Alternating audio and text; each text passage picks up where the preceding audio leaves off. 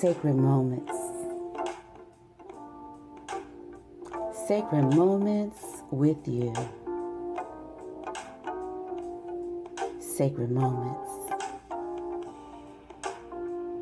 Yeah. Enter in sacred moments. I'm here in this space on this day with you. I'm here in this sacred space witnessing the morning dew. Sacred moments. In voice and in victory, we will share our thoughtful view, conversing and even challenging things we thought we knew. Sacred moments. With expectancy and excitement is this time set aside. Won't you enter in with us? And come on, let's take this ride. Riding the waves of wonder and whimsy, we're not here to do silly or flimsy. We're sacred moments. We are here open to listen and engage and converse. You know I'm going to keep the triune God in sight and first. I'm here with you on this holy mountain of meaning, sharing vows and syllables, discussing powerful gleanings. It's sacred moments. With songs and sonnets and poems and prose, this is not just another one of those radio shows. It's sacred moments. It's sacred moments with me as your host, here to clear and create and commune with you from coast to coast. It's sacred moments. Enter.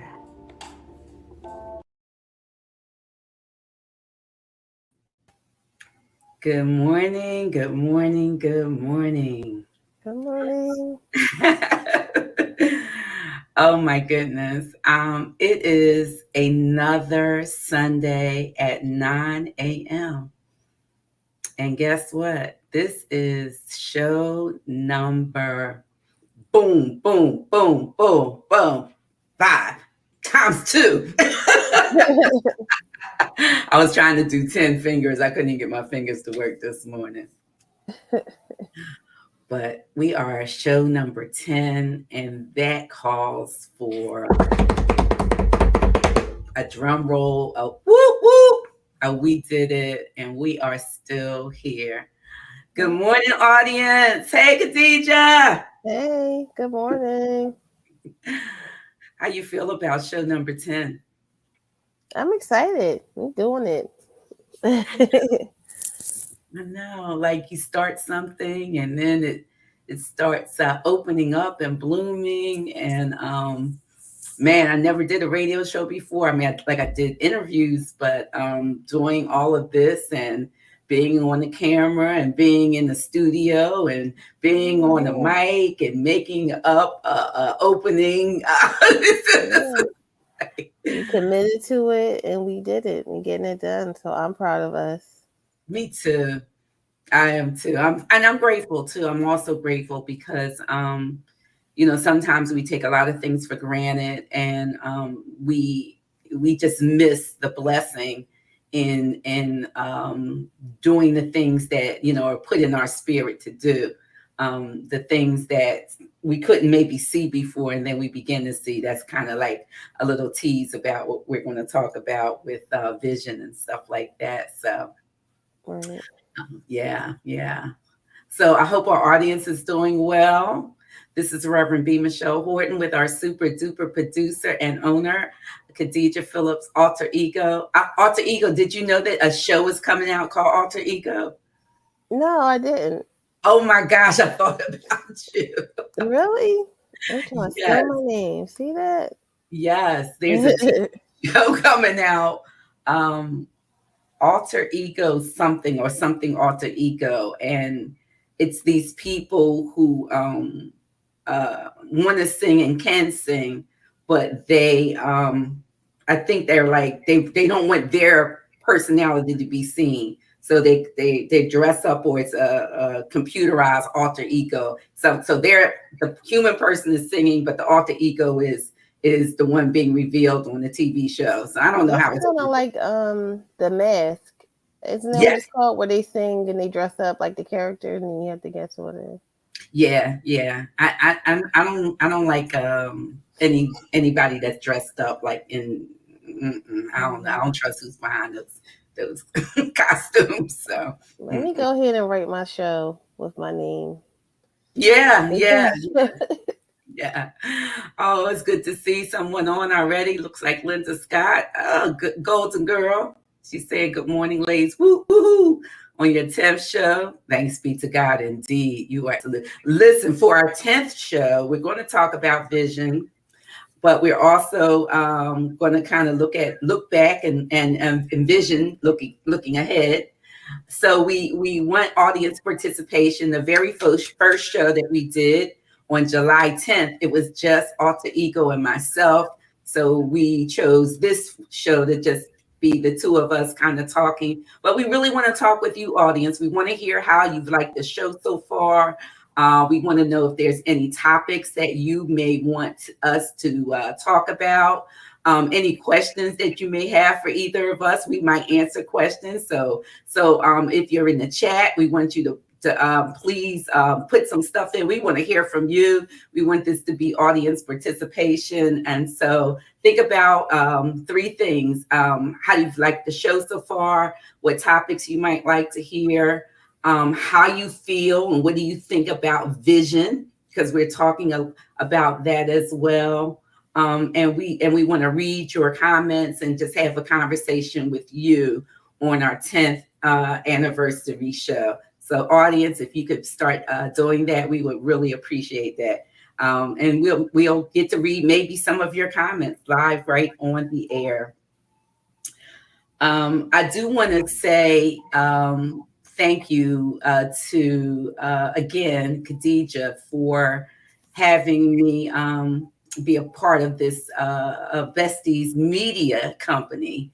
And if you talk about vision, I may want to just even ask you, like, how are you getting all of these? I think you're coming up with these ideals and visions and ways to build community. Like, how does that come to you? Is there something that it just pops in your head? And I mean, how do you see yourself with vision? I guess I'll say that. Honestly, what happened was probably it's probably like 10 years now. Really? I prayed and I said, as I was still working and I hated my job and I really didn't know what I wanted to do. And I prayed and I was just like, God, can you give me ideas that would help make me money, that would help um like bring the community together. Just give me ideas, creative ways um to do this, business ideas. And ever since then, like I just get them. Like I just come up with it, and it's like so rapid fire, and there's so many to the point where I was actually considering like maybe I should just sell my ideas. I mean, right now I pretty much just give everything away, but like I get it all the time. Like I'll just be sitting somewhere, and I'm like, oh, that would be cool if I did this. Who could help me do this, or who could this help? Um, like I said, I get so many of them. Some of them aren't really relevant to me or something that I would even feel comfortable doing. It'll be for somebody else. So, like this, like I couldn't see myself just creating a show where I was trying to encourage people and, share the word of God. I couldn't see myself doing that myself. So I'm like, I want to do something encouraging and motivating for people on Sunday mornings. Who could I get that would be a good fit? And so it's kind of like that. Like Okay. I get the ideas for myself, but then I feel like I also get ideas for other people that are around me. So that's interesting because I think something that I've always known you to be is that type of person where it wasn't um, necessarily just about you or how something can just benefit you. I think inherently you have that thing, I'll just say, inside that says, how can how can this help the community? How can this Mhm. build, others up? I Mhm. think that's a gift, and I think that you nurture it. It's interesting you said that you were getting ideals rapid fire. Oh boy, Yeah, I what? do. Like I'll just be sitting somewhere, and that's why I have like so many whiteboards because I had to put them down because I'll get distracted because I'll be doing something like, oh, let me create this group or program or thing, and then I'll be like, oh, it'd be cool to take the podcast and have a talk show. Yeah, yeah, So I'm like, okay, I want to do a talk show. So now I'm researching how to do a talk show, but I'm like in the middle of doing something else. So they just come to me. And then two, I also have to recognize, I mean, talking about vision, I have to recognize what's for me and what's not for me and not even pursue that because I can't do everything. You know okay, what I mean? So, like, what's the vision? What's the outlook? Like, where do I see, for example, this show going? Like, what's the vision for this show? Do I want to, necessarily be in front of the camera on this show for another 10 years? Or do we want to take it somewhere else? And the ideas just come and I just write them down. I have notebooks filled with the ideas. And it's even hard for me too because like sometimes I'll get frustrated because I feel like everybody doesn't have the same vision and that I do as far as bringing community together and working together. Um, so I'll say, well, they don't ever promote anybody else's business. They don't promote what I'm trying to do, so I won't promote theirs. But God still puts it on me, like, no, mm, send this person this referral. Let this person know that this is happening. So I have to do it. It's just, like you said, I guess it's just part of who I am. And now that I'm older, and now that I actually asked God to help me with it, He's like, "Well, you asked me, so here." yeah, You asked yeah, me, so here's the ideas. Here are the people. Like I've met people, and then I didn't know, what their purpose really was in my life because I'm not really an outgoing person like that until years later when I get the idea, like, oh, hey, this will be good for them to do X, Y, and Z. So I don't know. I think like I think I attribute everything to their prayer that I made yeah, yeah. because since then everything's been wrong. Like the ideas just come. Mm-hmm. Mm-hmm. Yeah. Um, I really appreciate that community aspect. I have been really thinking a lot about that lately, as in our world that we're living in, when we have so much division, Mm-hmm. that to make the effort to celebrate each other's differences, respect them, number one, um, but that community effort, community um, uh, work, that seems to be lacking. And I think that if we can get back to that, or either, I don't know if we I think we did have it at some point. I remember growing up and collectively, as a child, on Saturdays and adults, we all went outside on our block and we all cleaned our steps. Like, I remember feeling part of a community. And our audience, if you have any type of questions about vision, or want to share, some things with us, please put it in the chat. But as a child, I remember that we especially throughout the summer, like, we all were outside, we all were doing like similar things to uplift the community. Cleaning, sweeping, sharing, the kids huddling together. And I feel that kind of lost now, where it's just, let me get mine, let me do me, and Mm-hmm. if I'm successful, then that's all that matters. And I think that there is a connectivity issue of heart, mind, and spirit, that it really will benefit us. And collectively, like your vision, our vision will interact with somebody else's vision, right? If we collectively want the best for each other. Right. But I think that's the problem. And then, like you said, I remember even one time we did Hands Across America, where everybody was standing outside on our block and everybody was holding hands, like all the neighbors. Like we're just trying to, the vision for me is just to get back to that. Everybody is so consumed with themselves, and I get it. I've had many conversations with people like you have to make sure that you're okay before you can help somebody else. I just don't see it that way. I think that everybody can work together, and as a collective everybody can be okay together. I don't feel like one person has to reach a certain level and then reach down and pull people up. I feel like a there are enough people who are already on a certain level that they should already be pulling people up, and then b that we can do it together, even if it's something as simple as, like you said, let's go out and clean our neighborhoods. Yeah. Can I borrow a cup of sugar from the neighbor? Yeah. You don't really see that anymore. Yeah. Even when we do the cleaning days around here, nobody really comes outside. So it's just, I don't Yeah. know, and I just think that that's what's missing. I think that's what's I don't know if it's a social media thing that's kind of taken away from that.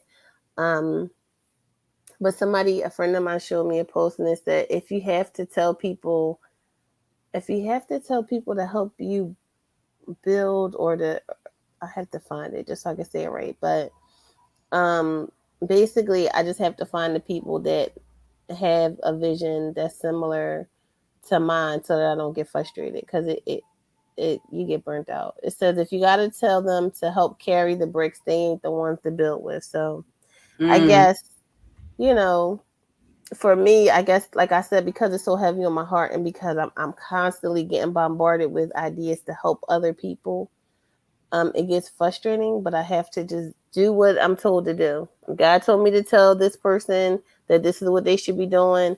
Just tell them, and then my people will, gravitate to me. Let's see. Carrie yeah. said, "Good morning. I have enjoyed and been encouraged by this show. Loved all the guests so far." Oh, And Anna said, "I'm so blessed by the conversation. They're so relatable." Yeah. oh, thank you. Thank you all. We really I mean, I believe we really have enjoyed it. And, we've had really some great guests on. I'm probably going to forget somebody. We've had Pastor Derek Norton. He talked about love, and I thought that was a great conversation. We've had Dr. Tashina Reeder on. I think, basically her and Valerie Stansel last week talked about health and wellness from the both emotional, spiritual, and physical aspects. And listen, if you guys have missed any of those shows, I hope that you go back on. I know I had my granddaughter on. I love that show because just having her on and having that conversation with her was great. And my daughter, I call her my a daughter of my heart, Christine as, and we were talking about surrender. So we've had some, I think that we've had some really good topics. And as we look at vision, we're actually looking forward into some topics. So again, if you have something that you think that you may want to hear or talk about, please put it in the chat, and we'll be looking about that. I wonder with our audience, have you ever gotten a vision that you were you didn't finish it, you didn't start it out, and what were the barriers of the vision that you were given? And so I'll tell you, there were two things that two visions that I'll kind of talk about. Um, and one of them was the beginning of a sacred space ministry, where this radio show, Sacred Moments, is an offshoot from. And, the vision actually started out, Khadija, from a place of frustration with what was going on Mm-hmm. at the time. So I was thinking about this as it's coming to me now. Sometimes we think about vision from like this happy place, like, oh, I got a vision and all of that, right?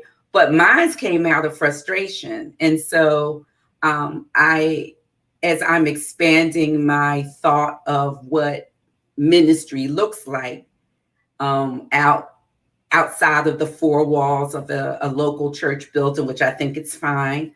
But and then what I felt like the Lord was saying to me, just like you, right? When I prayed about some things, Lord, this, I want to be like you, Lord. I want to be able to share your word in a way that's kind and just and merciful, and all of that, and loving, and so frustration happened. And what was going on, I believe the Lord was getting me in place to be able to do this.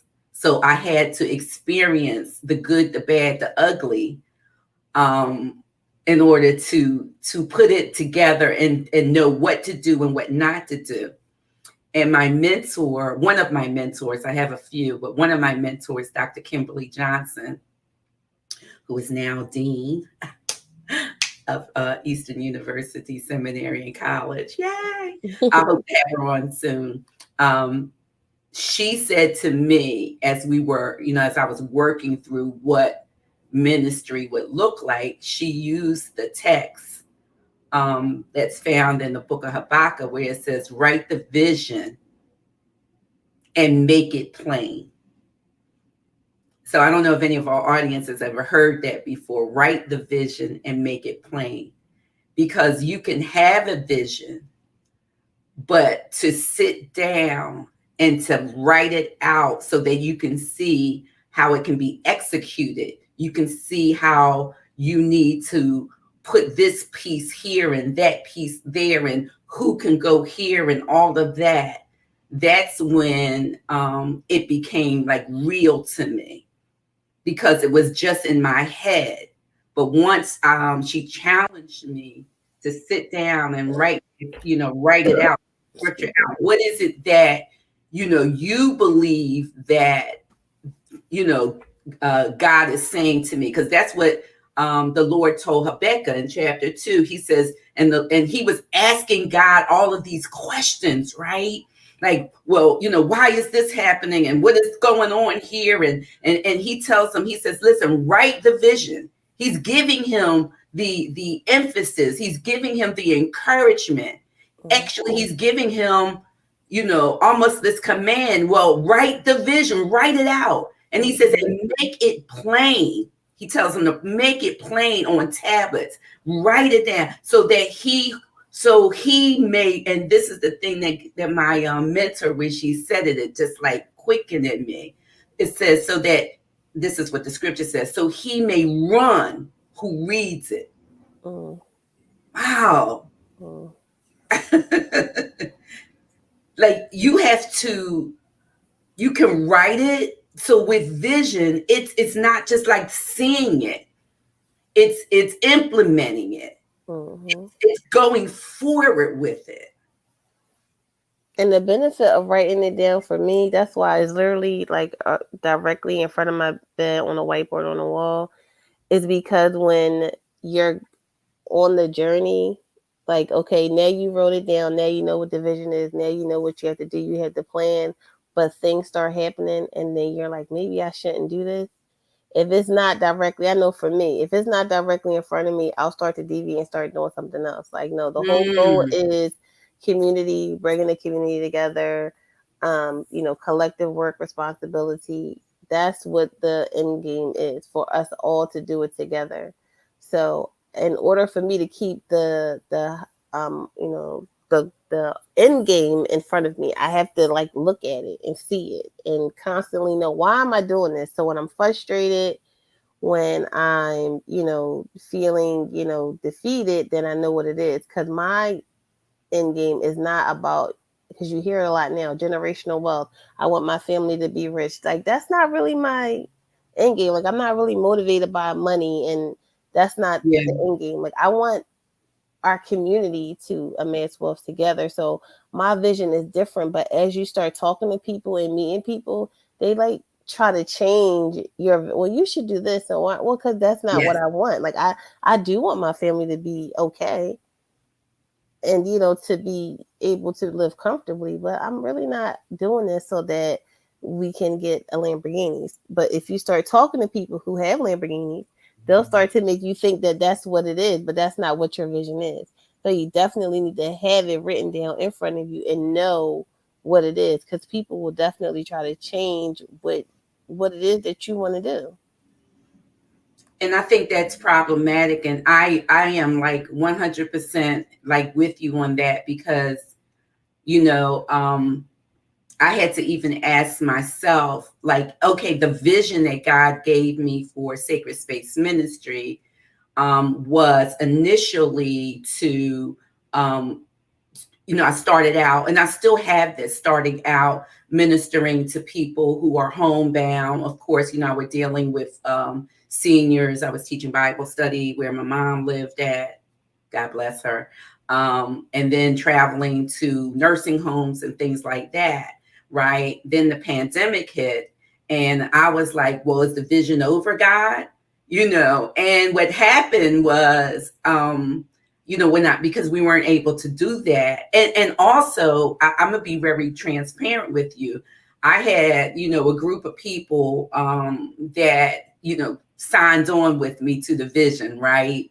I'm with you, Mm-hmm. and they're, all but two are really pretty much gone. And Mm-hmm. so I was like, well, God, wait a minute, you gave me this work to do. Like, I'm sure now, I'm not a person that just jumps ahead and does things. But the other part of vision, right, is two things I want to say, is being able to pivot, right? Because the vision is still the same.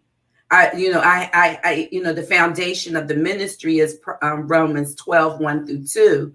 In the Message Bible, which you take your everyday, ordinary, walking around, going to work, life, and present it before God. So for me, sacred and secular are, it's no, it's no barrier there. Like everything to me, and that's why I use that word sacred all the time, because I think every moment of our life is sacred, right? And we should be using that to the utmost. But there are times when we can pivot within that written vision, in the vision that God gave us. There's times when we have to make adjustments. So if we're so tied to just has to be this particular one way, then I think that sometimes we do ourselves a disservice. But the other side of that, and this is what I was thinking about this morning as I was trying my best to get myself together, is that we have to make sure that we do have the vision that God has given us, right? Because there have been people who have had vision historically that have been to the detriment of others. And so I always think about, we have to be able, I think that we should have, um, oh my God, the word is escaping me. And my friend Carrie is my accountability partners. We Mm-hmm. have to be able to have people that we can have honest conversations with, my mentors, and be able to say, Michelle, well, why? Where does that come from? Is that, sometimes that we can get frustrated, because somebody else doesn't see that vision or understand, and then we go in that direction. So we if we can have people that we really do trust, that we can share and talk with about it, then I think that's also helpful along the road of vision. What do you think about that, audience, and Khadija? Well, Carrie said, what God has for you is for you. Don't expect others to see or understand it, and that's okay. And just based from what you said, you have to, like you said, make sure you know that it's the voice of God talking to you. That if that's what you're going off of, Yes. Because, like you Yes. said, it may affect others. Like, there were several times where God might have told somebody, "You need to kill everybody in here in this whole town." Exactly. And you're like, what? Imagine being told that the women and the babies too. Yeah, kill everybody, and you don't want to do it, but ultimately, those babies grew up and now they have enslaved your whole family and your lineage, and now the whole course of life has changed because you didn't do what you're supposed to do. So I think just knowing that you are hearing from God, and it's not um your own voice that you're listening to. Sometimes just making sure that you're listening to the right voice, and that you're obedient to that if that's what you're going off of. And then too, like you said, to having a mentor, I think that's key, to be able to talk to somebody. And this is outside of listening to God and his voice. Just if you have an idea for something, it's always good to check with somebody else that you trust, somebody who is or has done the things that you want to do, just to get their honest opinion, just to have guidance. Mm-hmm. Because, like I said, my whole thing is about community and working together. And I feel like you don't have to be on an island by yourself doing everything alone. Yeah, Um, yeah, yeah. And I think that it is definitely good to get um different views as well. Like you don't have mm-hmm, to agree with them, but I think sometimes we do ourselves a disservice mm-hmm, by just asking people who we know are going to agree with us, mm-hmm, right? That if you are like I am blessed. I have your mom is one of my best friends. I've had these friends 30, 40 years now, right? Well, they've been my friends for all of that time. So if they say something a little different than what I'm thinking, I may not have to agree with them, but I should respect the fact that I know that they care enough about me in order to give me a view. I might not agree, but a view that I need to hear and listen to and consider. So I think that, yes, we must make sure that we are hearing from the Lord, and that it, like my vision for the ministry it didn't come because I was all happy and everything was good. It came through frustration. So even consider when we think about vision, what was the jumping point? Does it have to come this particular way? And to be patient. Sometimes vision is for something somewhere down the line. And so my second example was when I was at work right before I retired. I retired from my third job in 2017. And the year before I retired, the Lord said to me, y'all know I write, I'm an author of several books that are still available on Amazon and from me. That you will, he said, I believe this is what the Lord said. You're going to write a play.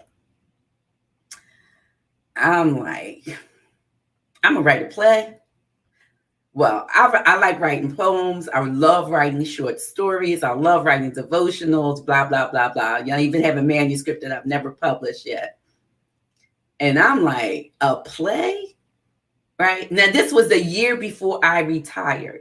And then all that year, the Lord was confirming, confirming, confirming. Yes, yes, I see what you wrote, Linda. That's good, Michelle. Listen, even if you don't agree. Um, and then I I knew it was God because it would not leave me. And I did. I wrote a play. It was a really good play, but the vision, it came from God. And God's encouragement to me was, although you've never done this before, I'm going to give you the tools to do it. So don't be afraid, for those that are listening, that if God is giving you a vision, make sure that it is the Lord, as Khadijah has said, and then ask for how to implement it and be able to pivot, adjust, and invite people that you know that you can trust into it. Um, and that's how the play became uh, a standing room only play.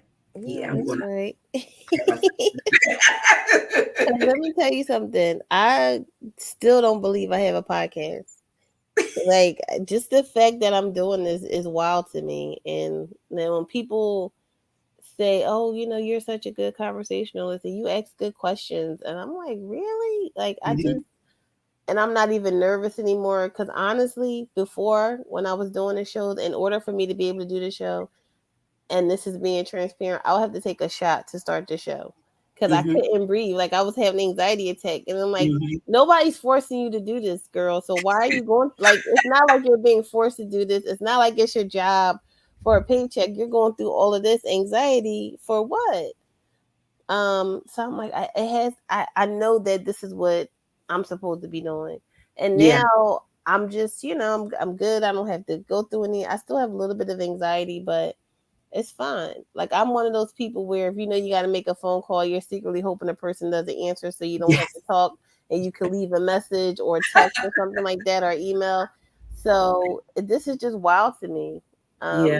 But my friend, one of my best friends, oh, and I wanted to say this too when you're talking about your friends. That's the a determining factor for if somebody is a good friend to you or not. For them to be able to tell you no, you're wrong, or that's not a good idea, to be able to disagree with you, or else Safe it's not enough. really your friend. That's Um, right. but my best friend, she always tells me, she's like, you know how you are. Every time you pray, something happens. So sometimes I won't even ask. I won't even pray for things because I'm like, do I really want this? Like, I think it was this show with this scene on it when you were like, you were singing the song, but then you were saying to yourself, like, am I really surrendering? Yes. Yeah, so it's like that. Like, sometimes you pray. I'm like, do I really want this? Because honestly, getting all these ideas is overwhelming, and I'm like, I did pray for it. I asked for it. So yeah, I think having a friend that can, be honest and real with you is key. But then also when you're praying, um be careful, because if God tells you to do something, I know for me, I don't know how everybody else is, but whenever I pray for something and that prayer is answered, like, if I'm not doing or making the move that I'm supposed to make, it so I'm trying to find the right word. I don't want to say haunted me, but it's like the Holy Spirit is nagging me, like, girl, you said you wanted to do X, Y, and Z Yeah. for the community. You said you want to do this. Here's this person. Meet this person randomly at ShopRite. Go say this to this person. I'm like, I don't want to just walk up to somebody, or I don't want to send this person a message, but I have to. Like, I'm forced to do it. Like, I have to get up and do the podcast even if I'm like, I don't want to do it. Like, I have to. Like, I'm forced to do it. So Mm. Yeah, I think that's passion as well. And I think for, maybe the point of this show, as God is, revealing it to us, is to, make sure that we we're getting the vision from God, because as I said earlier, all vision, we've had people in history that had visions that were to the detriment of the community that they lived at. We want to make sure that we are of sound mind. I think that accountability is good. I think mentorship is excellent. I think having friendships that are honest relationships are good. Not being afraid to have somebody challenge us.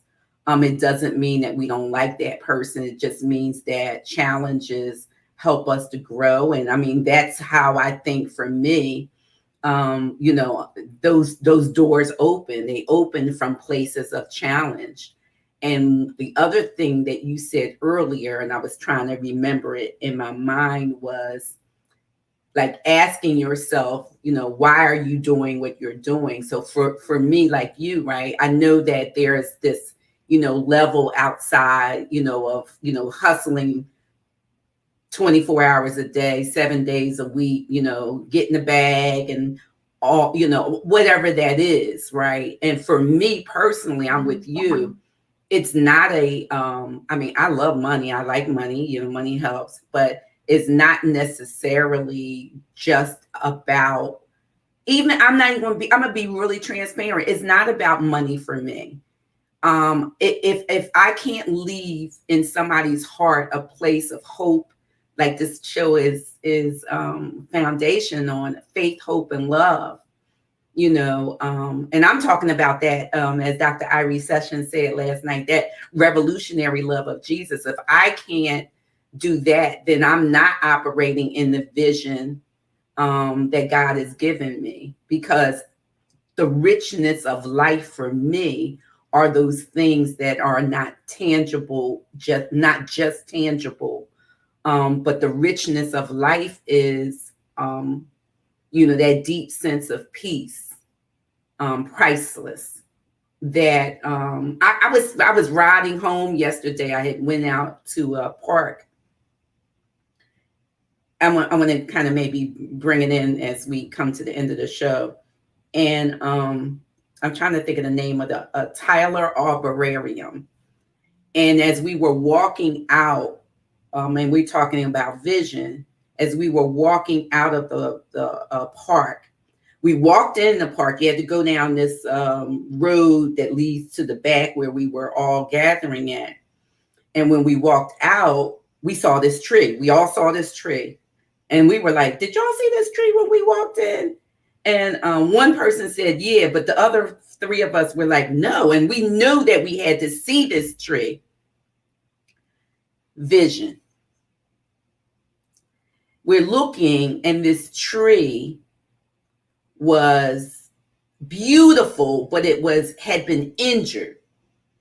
But somebody saw vision in this tree, and propped it up. They used these ladders. They put a gate around it so that you could not touch the tree.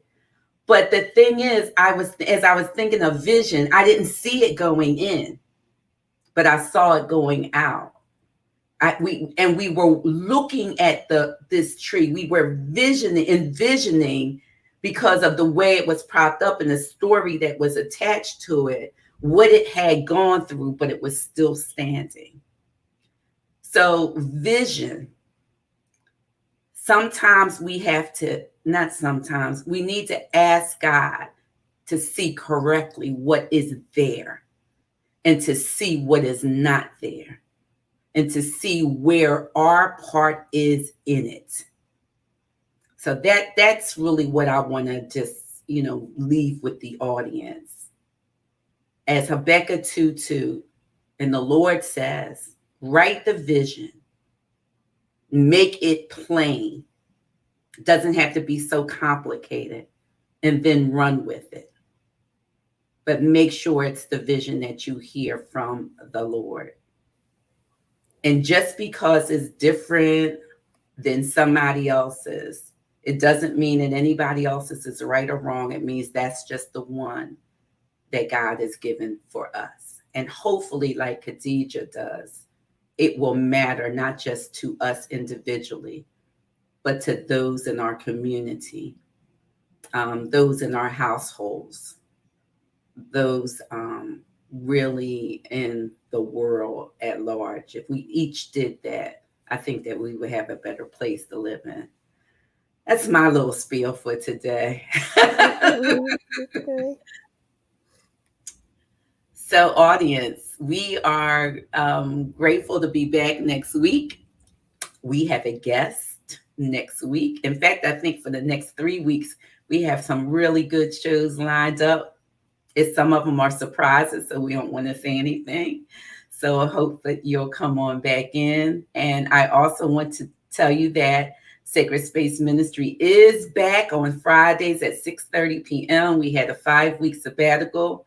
We came back this Friday that just passed, and we had a lot of new people on, which I was happy about that. So please spread the word about all of the ways that Sacred Space, Sacred Moments, Besties Media, check these all of these social media platforms out, podcasts out, And let's work this thing together. Let's do it. Let's do it. Let's do it. All right, Khadija, you got anything to say at the end? You good? Nope, I'm good. Let's All go. right. Okay. All hearts and minds clear. We thank hey, amen. Thanks for watching. Thanks for sharing. We saw your comments about topics for the show. We're going to put them on our paper, and we are going to write that vision out and run with that. So stay tuned, stay tuned, stay tuned. Like and share and tell somebody about the show, and have an absolutely amazing day. Peace and blessings.